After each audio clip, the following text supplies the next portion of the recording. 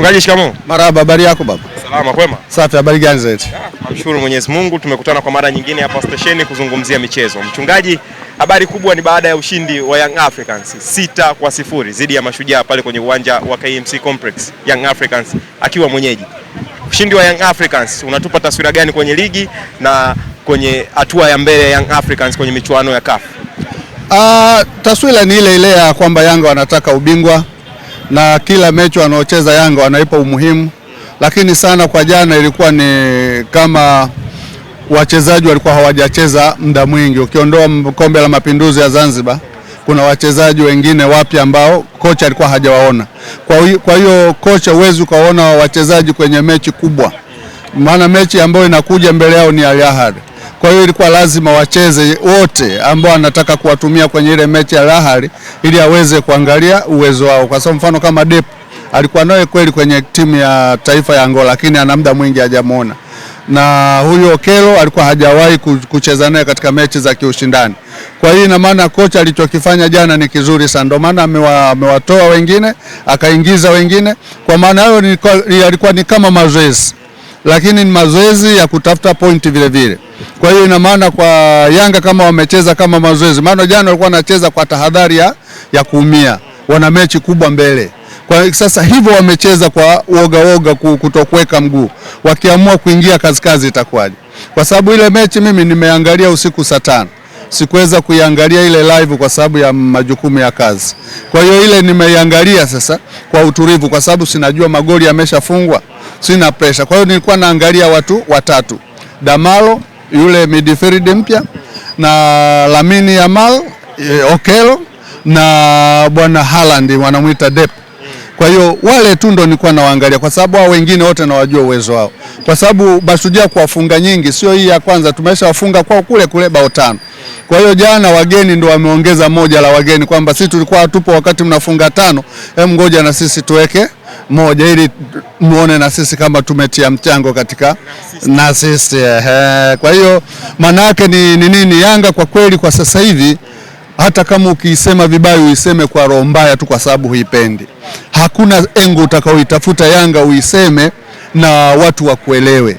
Ukianzia kwa viongozi kila idara iko perfect, zinafanya kazi kwa weredi, zinafanya kazi kwa umoja. Mimi nafikiri injinia alichobahatika Yanga pale ni kukubalika na uongozi wake. Hana makundi, hana kusema kwamba yani huyu anamkumbatia zaidi kuliko mwingine. Ukienda idara ya fedha iko vizuri, idara ya matawi iko vizuri, idara ya habari iko vizuri, wachezaji wenyewe wako vizuri, mpaka sisi mashabiki wenyewe tunafurahi kuwa na kiongozi wa aina hiyo. Kwa sababu kila kitu kama uongozi hauko stable, hamwezi kuwa na timu nzuri hata kama wachezaji wangekuwa wazuri namna gani. Mchungaji, tumeshuhudia viwango bora sana vya wachezaji walioingia katika dirisha dogo wa Young Africans. Wanasema muendelezo wa wachezaji hawa ndio utatuashiria kwamba kweli watafanya vizuri wakiwa ndani ya Young Africans. Lakini kuna alam wanasema kwamba yasemwalo lipo kama alipo laja.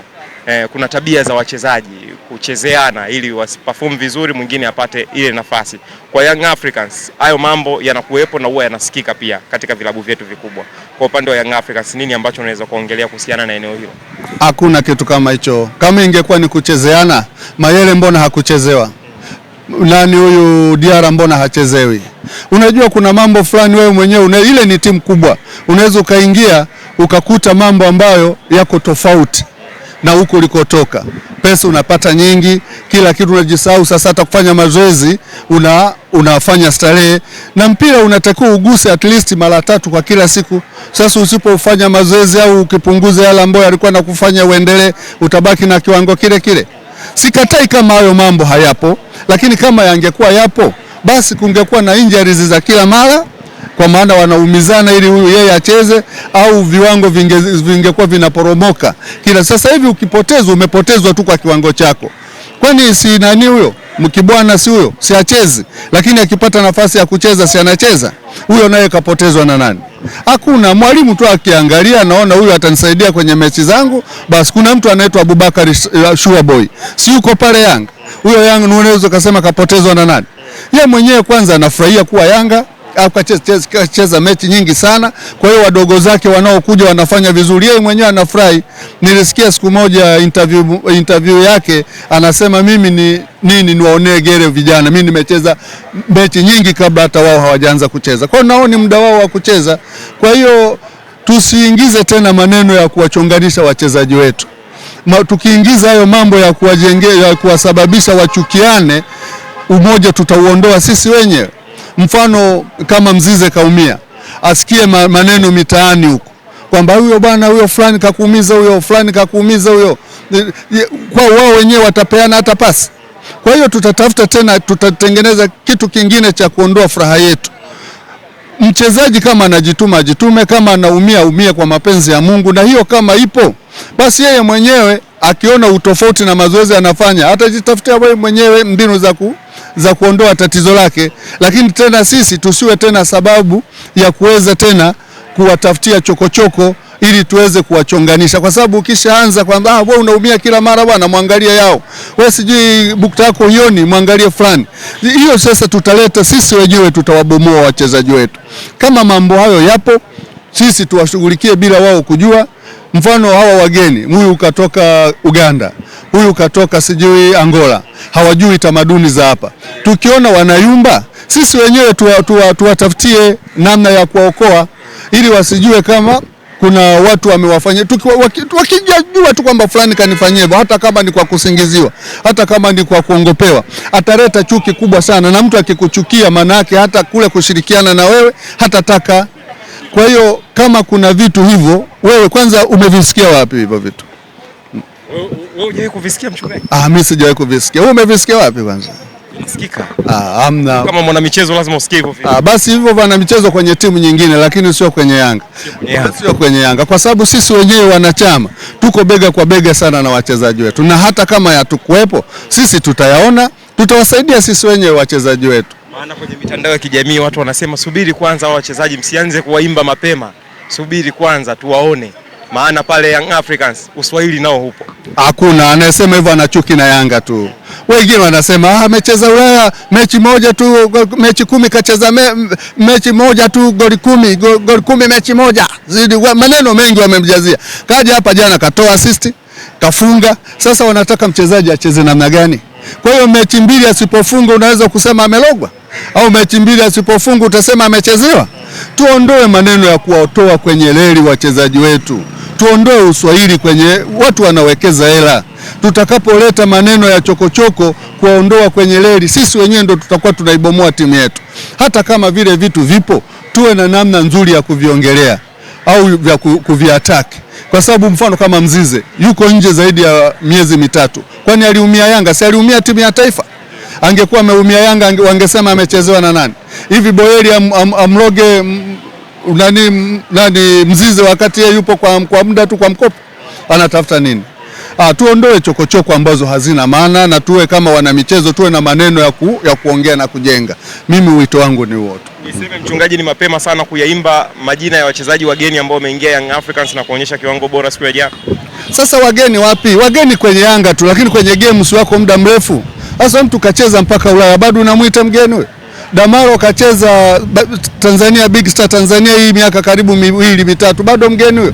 Uganda na Tanzania si tunatenganishwa na mto Kagera tu, hasa Okero naye mgeni yule. Si tunamwona kwenye mashindano yote. Sasa wanataka tuwaimbe. Tumewaimba wakiwa kule, tutashindwa kuwaimba wakiwa Yanga? Tuacheni maneno ya kuwazoofisha wa watoto. Tuacheni watumie vipaji vyao, wafanye talanta yao waliobarikiwa na Mungu, na sisi tuwasapoti. Tukianza kuwakatisha tamaa, huyu hawezi hapa, huyu hawezi hivi, hiyo wao nao ni binadamu wanasikia. Si unaona Boyeli kafunga goli 2 tu kapewa hela. Ameondoka Yanga anasema sijawahi kucheza timu yenye upendo namna hii. Je, kama angefunga goli tulikuwa tunamtukana, goli lenyewe umefunga jepesi, angetusifia namna hiyo? Hata kama kutakuwa imetokea wameteleza, tuwasapoti katika namna ya kiutu, tuwasapoti katika namna ya kuwapa kuwa encourage. Mfano sio Tanzania tu, hata Ulaya kule mtu anaweza akachukuliwa akashindwa kuperform vizuri. Kuna mtu alichukuliwa Gervinho kutoka Ufaransa kaja Arsenal. Alicheza mechi karibu 9 hamna goli. Au amnikumbuki hiyo? Huyo naye alilogwa na nani sasa? Kwa hiyo tuondoe tu maneno ambayo hayana maana kwenye mpira ili tuweze kuwasaidia vijana ambao wanatafuta riziki kwa kutumia huyu mpira. Kwa sababu hata kama ukileta maneno wakikosana akafukuzwa kwenye timu, wewe hujanufaika chochote wala huwezi wewe kwenda kucheza pale. Sana sana utaleta ni kama nyoka tu, utamuuma mtu afu utaondoka, atakufa na utaondoka, utamla, utafanya chochote. Kwa hiyo tuondoe maneno ya kuwaletea chuki vijana ili waweze kucheza mpira kwa amani. Mchungaji, tumeshuhudia Young Africans inafunga magoli lakini ni mgawanyo wa magoli. Yaani ya kwamba anaweza akafunga kiungo, anaweza akafunga striker, anaweza akafunga midfield. Kwa siku ya jana tumewashuhudia mbele ya Mashujaa. Tuseme Young Africans, huu ni muundo mpya ama ni muundo wa namna ya ufungaji ambao au mtegemei striker tu peke yake? Mimi na Yanga kwa jana nilivyoangalia kwa utaalamu wangu mimi, Yanga sio wabaya wakiwa na mpira. Ukitaka kuwajua Yanga ni wabaya, wanyang'anye mpira. Ukiwanyang'anya mpira wanavyokuvaa, jana wametoa nje wenyewe Mashujaa marais mara 3. Maana yake akigeuka huku kuna mtu, akigeuka huku kuna mtu, akigeuka huku kuna mtu, anaona bora alitoe tu ili wajipange tena upya. Kwa hiyo Yanga wanavyocheza sasa hivi, angalia lile goli alilofunga Pacome. Zimepigwa pasi na nani wako pale pale, Kibwana kamsogezea kafunga.